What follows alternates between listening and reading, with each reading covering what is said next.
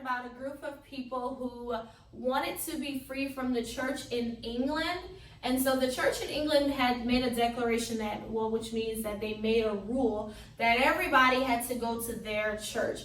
But there were a group of people who did not want to go to that church because that it wasn't the real way to worship God. So they wanted to find a place that they could go to where they could freely worship God. So they decided to leave their hometown and travel to a new place where they would be able to freely worship God. And so this will be found on page 22.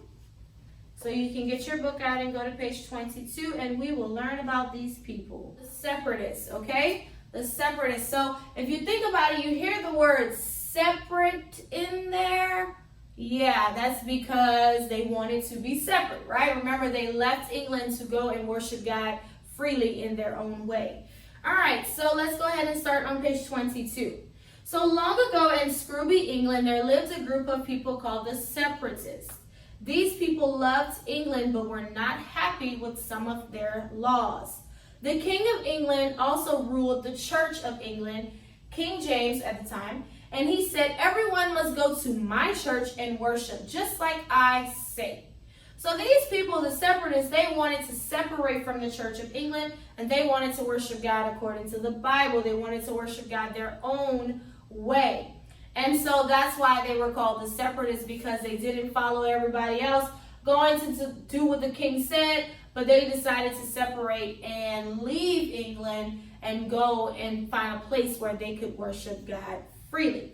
So on page 23 to 28, there's a story. Now this is like a fiction story, which means it's not exactly 100% true, but there are like things in it that are correct when it talks about the Separatists.